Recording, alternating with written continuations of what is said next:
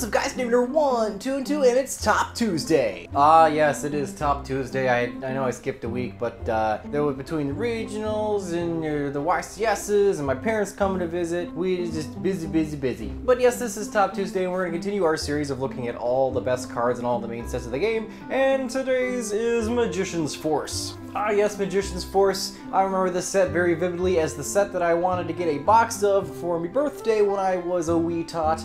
And I remember pulling all my packs and opening them all and not getting a secret rare in the box. I wanted that Dark Magician Girl. But yeah, dashed childhood memories aside, Magician's Force has plenty of really cool cards in it, so without further ado, let's start counting them down. As with all my lists, we're going to do our very best to look at this set in a bubble and pretty much use outside influences simply as tiebreakers, or if we ever encounter a set where it's like every single card in it's super weird or bad or whatever, and we need to actually really look at other stuff. So let's get started with number 10. XYZ-DRAGON Cannon, a big old fusion monster. Ah yes, number 10 on this list is going to be one of the first contact fusion monsters we ever had, and I think the whole XYZ set is in this set of cards, but I think their big old boss monster is going to be their representation because he's actually pretty good, and he's not super hard to make, but let's get into it. A level 8 light machine monster with 2800 attack and 2600 defense with the following effect. This card's materials are X head cannon, Y dragon head, and Z metal tank. Must first be special summoned from your extra deck by banishing the above 3 monsters. You do not use polymerization, hence the contact fusion. You cannot summon this card from the graveyard, but that's completely irrelevant and redundant because this is not considered a proper fusion summon, so I don't think you can actually fusion summon this with polymerization. I think you can only special, wait, what? Yes, must first be special summoned, so you can't actually summon this properly, so that's kind of funny. It has an ignition effect that says you can discard 1 card in the graveyard, target 1 card your opponent controls, and destroy that target. The cool thing about XYZ-DRAGON Cannon was this one was one of the first really big fusion extra deck monsters that actually has an effect that really worth doing. Up until this point, most of them were vanillas, they were hard to make, and the materials were wildly unsearchable. Fusion summoning was a mess at this point. Was this card very viable, or in the other smaller ones, the ZY and YX and whatever they're called? I mean, not very viable, but they were doable at least. You didn't need polymerization. But this really does mark the start where the extra deck was actually starting to include things that you could reliably make it in some reasonable sense, and they actually be worth going into, not just for beater. I think he's really cool, and it's kind of neat how this thing's called an XYZ, and it kind of works like an XY monster, where you don't actually need a fusion card to make it. You just get the monsters on board, and you just make the dude. Let's set this one back more like a synchro summon, but even still, it's kind of cool. This was a foreshadowing events to come. Next we have Spell Canceller, a level 5 wind machine monster. Oh, Spell Canceller! This one's a weird one because I think I might be cheating on my own rules here, because this thing I don't think saw much play until very much later when we started getting pendulums, because this thing became much easier to summon. But what does it do? As a level 5 it requires a tribute, which is a big pain in the ass, and for its stats, for what, 1600? 1800 attack with 1600 defense, that's pretty bad for a level 5. There's level 4s with those kind of stats, but its effect does make up for it. As long as this card remains face up in the field, spell cards cannot be activated. The effects of any spell cards currently face up in the field are also negated. So he's basically Jinzo for spells, where Jinzo is actually a level 6 machine with decent stats. This one's a level 5 machine with crummy stats, making this a little bit less as playable as Jinzo, but he's basically his counterpart. Also, the thing about this card though is, like I said, if I'm cheating on my own rules, pendulum summon this thing is pretty easy, and it's a great stun against certain decks. Like hell, even Sky Strikers would be really annoyed with you for playing this card. So, you know, that's a thing to consider. There really isn't much else to say about it. It's a good little floodgate, and it's pretty well balanced because, you know, like I said, it's kind of a pain in the ass to play. So, you know, take that one as you will.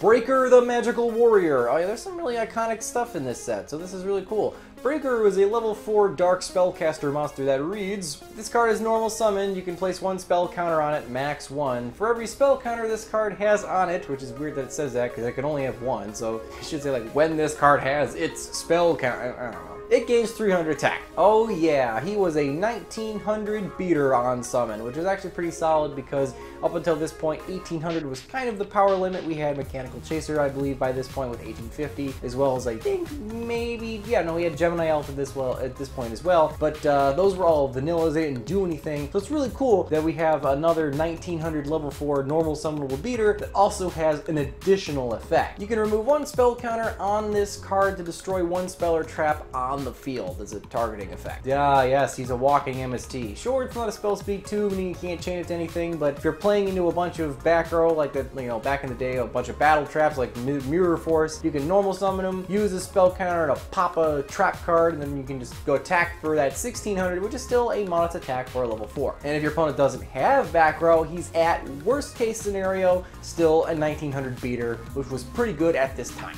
Yes, Breaker was a solid card. It's really nice to reminisce on the old memory lane here.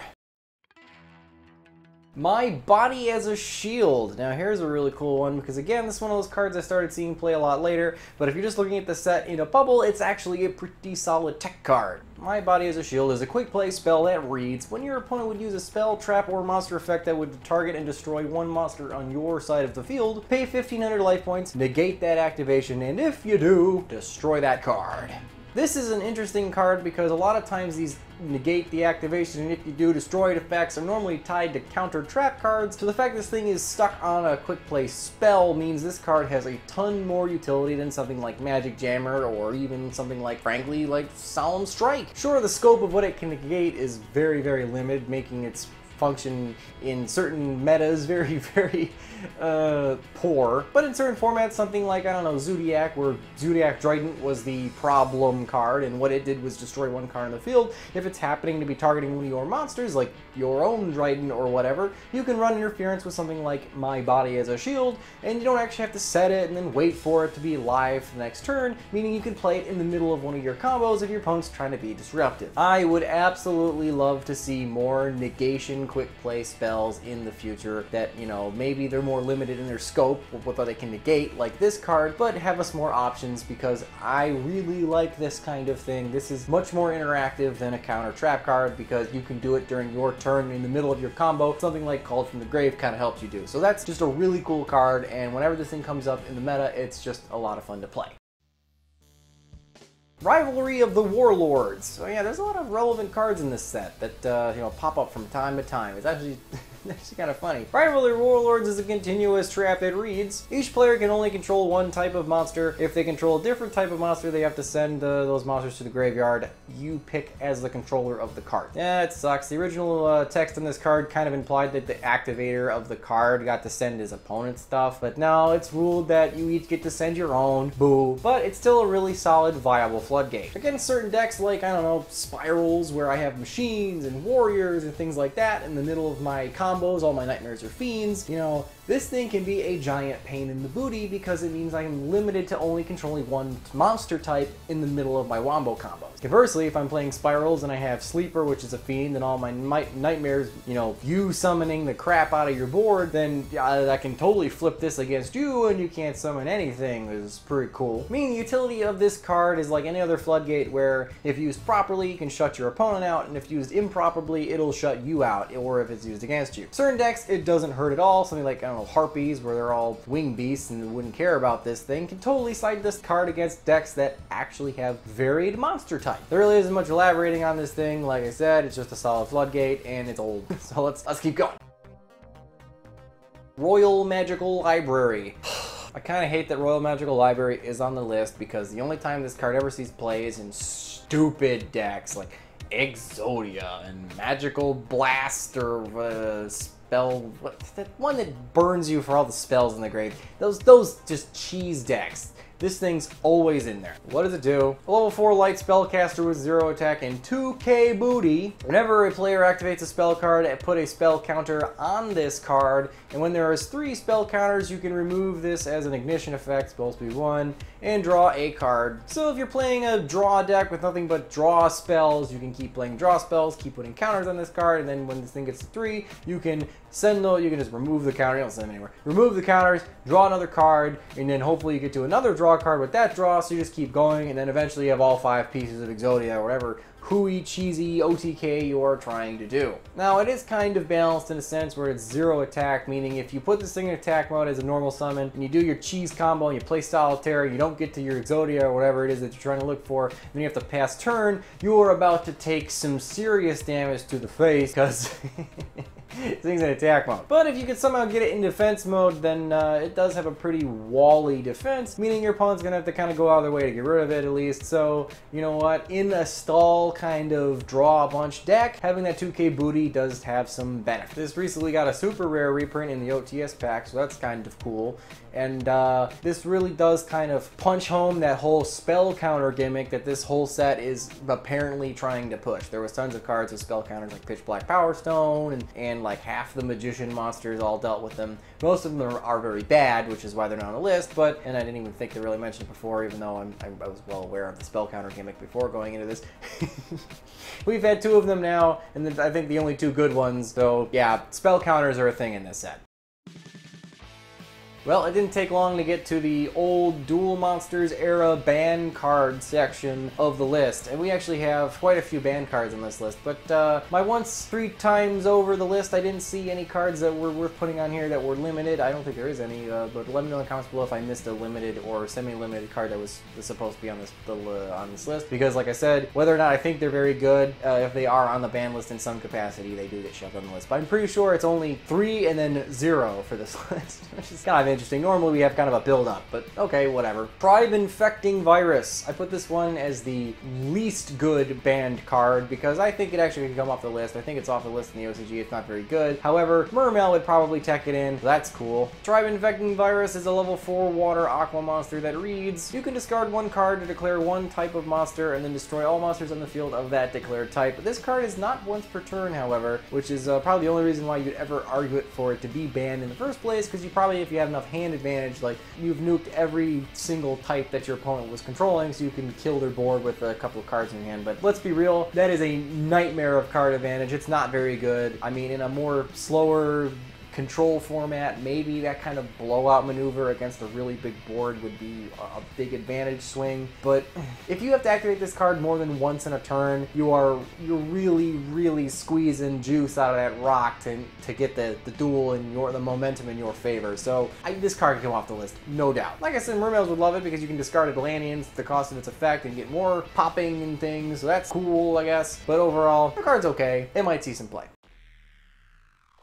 KAISER COLOSSEUM. Now, you could argue that KAISER COLOSSEUM as another ban card should be above Tribe Infecting Virus, because Tribe Infecting Virus is on the list for reasons we are all pretty sure about, and that's because, like I said before, you can just keep calling types until you nuked everything. But most people are a little confused as to why this card was on the list at all, so maybe it's more unbannable because we don't even know why it was there in the first place, but I think it's there for good reasons, and I think it was a problem thing. If you have a monster on your side of the field, your opponent cannot control more monsters than you, the controller of this card, currently control. So if you have KAISER COLOSSEUM on the field with 1 face-up Bujin Yamato, your opponent can't summon more than 1 monster because they summon 2 monsters, they have more monsters than your 1 Bujin Yamato. Meaning this, if you're playing a helmet-style Protect a Castle deck, this card can really keep your opponent from, who's playing like a Wombo combo deck, from going off. This card is very strong against things like Link and Synchro Spam, where they need to get several monsters on board in order to actually make the monsters in their extra deck they're going for, and is a great boost to any stun deck. This card was put on the ban list long before True Draco was even conceived as a thought, I'm pretty sure,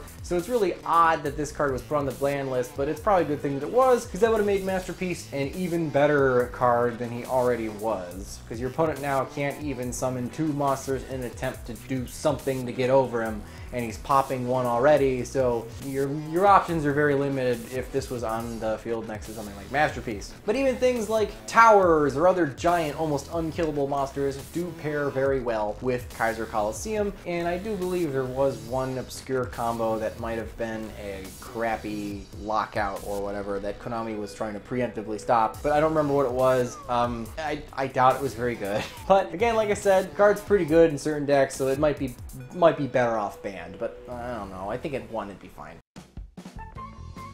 Ooh, Mass Driver. Mass Driver is a continuous spell card that reads, tribute one monster on your side of the field, inflict 400 damage to your opponent. That's it. You can tell why this is on the ban list, because it doesn't have a once per turn clause. As a spell version of something like Amazonas Archers and Cannon Soldier, you can see why this card would be a problem, because at least those monsters require a normal summon to get them on the field, presumably. So the amount of monsters you contribute to make their effects do an OTK or FTK, it's difficult. The more monsters you need to summon to make a combo work, normally the harder the combo is, because you start running into, oh, I didn't see the combo piece I need, so now I'm just my hands full of normal summons. But with this being a spell, it lends itself to being much easier in order to accomplish with a bunch of weird loopy little floaty monsters or whatever. And the floaty monsters that ended up breaking the crap out of this card, I believe, were frogs, and this is the source of the frog FTK, which is one of my forbidden combo videos I need to get to at some point here. But yes, you just keep using your Substitute to keep summoning dudes from your deck, and you just keep tributing them off, and you keep burning your opponent until they're all dead. It's really dumb. You just loop your frogs and you win. I'm glad we don't have this kind of thing. If this card was eroded with a once per turn, even if it wasn't hard once per turn, even a soft once per turn would be probably plenty. You would make this card almost unusable, and it could come all off the list at 3, and I think everything would be hunky-dory.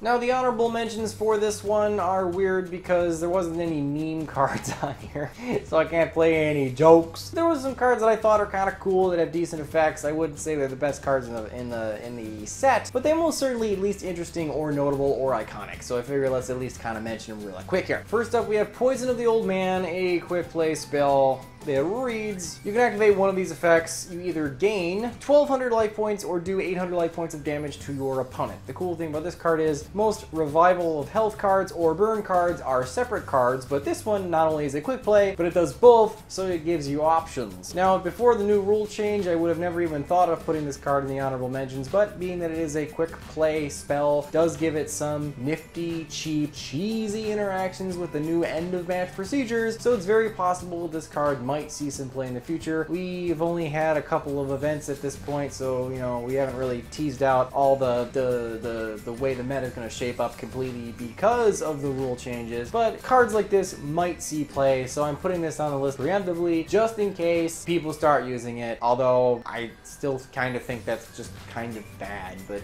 Paladin of White Dragon, a level 4 ritual monster. White Dragon. That reads, you can summon this thing with his ritual spell and attacks a face-down defense position monster during the damage step. You can auto-kill it, kind of like El Shaddai Construct, which is actually kind of a cool effect. As an ignition effect, you can also tribute this card to special summon one Blue Eyes White Dragon from your hand or deck. Blue Eyes White Dragons cannot attack the turn you use this effect. Sure, we have tons of better Blue Eyes support, but the fact you can just summon a 3k beater from your deck is pretty good, and like I said, is attacking the face-down defense position effect is pretty good. And as a level 4 ritual monster, he's not the super hardest thing to make. Is he a great card? No. And Blue Eyes would never play it anymore, but it's cool. Dark Paladin, a level, what is he, a 9? A level 8 dark spellcaster with 2900 attack and 2400 defense. He must be fusion summoned and can't be special summoned by other means, and he's made of a Dark Magician and Buster Blader. It's really sad that Dark Magicians and Buster Bladers are individual decks at this point, and really neither of them can make this card particularly efficiently because he's actually okay. He gains 500 attack for every dragon on the field or in the graveyard, doesn't matter whose, which is really cool. That's a holdover from his Buster Blader half, but his Dark Magician wizardy half gives him a cool spell negation effect. When your opponent would activate a spell card, you can discard a card and negate that activation of that spell, and if you do, destroy it. He's basically a walking magic jammer, and again, an early example of extra deck monsters actually doing something as opposed to just being beaters. The fact that he's got a responsive effect is actually really kind of ahead of his time. It's just sad that it's a specific kind of negation with a really wonky activation condition of a discard, which most modern extra decky negation-y monsters they're normally free or not hand discard or something. It would be unfair not to mention Eye of Timaeus making this card a little bit more viable, at least in a Dark Magician deck. I don't think you'd ever play it, but it's at least much easier to summon than it ever was, and again, like I said, he's not great, but his effect is pretty solid. Again, them Sky Strikers though, Dark Paladin putting in work. And last but not least, we have Dark Magician Girl. I mean, it has to be her, right? Is she very good? No. Does she stink? Yeah. Is she cute? Yes. And she's super iconic, one of Yugi's, you know, favorite cards. For some also reason, Teia's favorite card, even though I think they just needed an excuse to have more Dark Magician in the girl in the show, but regardless, she's very iconic. A level 6 Dark Spellcaster that reads, this card gains 300 attack for every Dark Magician and Magician of Black Chaos in the graveyard. It's cool that she gets 300 attack for each of them in either graveyard, however, it's only ever going to come up in a mirror match between two Dark Magician decks. One of you are running TMG for some reason. And what I find very frustrating with her is her own deck with the fruit berry girls or whatever, the like other Dark Magician girl monsters. She doesn't really do anything in that deck. Yeah, sure, she give Kiwi a boost of attack, but this is about it. All the colored Magician girl monsters should have counted as Magician of Black Chaos in the graveyard. You wouldn't be able to summon them that way. I mean, there's no support for Magician of Black Chaos, the ritual monster, which is what this is referring to, so I don't think that would break the game in any way, but they would be in the graveyard, they could count as that ritual monster, and then she would have a point in her own deck, and she could come out at least as kind of a pseudo boss monster with just a bunch of attack boosts, because there's like, we got a kiwi and a berry and an apple and a lemon in the grave, so she comes out with, you know, an extra 1200 attack, you know, and she can actually punch for some serious damage. They don't have to be Dark Magicians in the grave. There are Dark Magicians in the grave, you could put a ton of support for Dark Magician there. No, just make them Magicians of Black Chaos. That would be cool. Missed opportunities. Boo. And number 1 we have is Magical Scientist, a card I've talked about many a time. Magical Scientist is a level 1 Dark Spellcaster that reads, you can pay 1,000 life points to special summon 1 fusion monster from your extra deck. It can't attack your opponent directly this turn, and it's returned to the extra deck at the end of the turn. Important things of note, it can only be a level 6 or lower, but who really cares now that you have such interesting new mechanics like Synchro, Xyz, and Link, where just having more bodies on board make you more able to keep going into your extra deck for other things, making him just pay 1,000 life points for a free monster. Him not being once per turn is a super big problem, and with the advent of Master Rule 4, sure, you can't just fill your board with like, you know, Panzer Dragon, oh, I can make a Infinity now, oh, and then I'll do, I don't know, I don't think Norden and Rare Fish and make Bahamut and Detach and then summon Toad and then just keep going, and I think I could even make some other crap. No, you can't do that anymore. It can only play one at a time, but if you have a Link monster on board, presumably like a, I don't know, like a Scaldeat or Warlord Dragon, you then can play him and just poop and extend the play even further. So is he as good as he used to be? No. Is he still super broke and should completely have a hard once per turn? Yes. He's a walking instant fusion. Anyway guys, that was Magician Force. This is a really cool set, very nostalgic for me, and there's some really awesome cards in this set. So let me know in the comments below if I missed any that you guys really thought should be on here. And remember guys, if you don't troll the matter who will, I'll see you guys next time for, Dark Crisis. Remember to subscribe so that you don't miss any of my totally rad dueling. Watching more of these videos is almost as fine as Teia's ass? What? I'm not saying that. Fine. Then it's time to duel.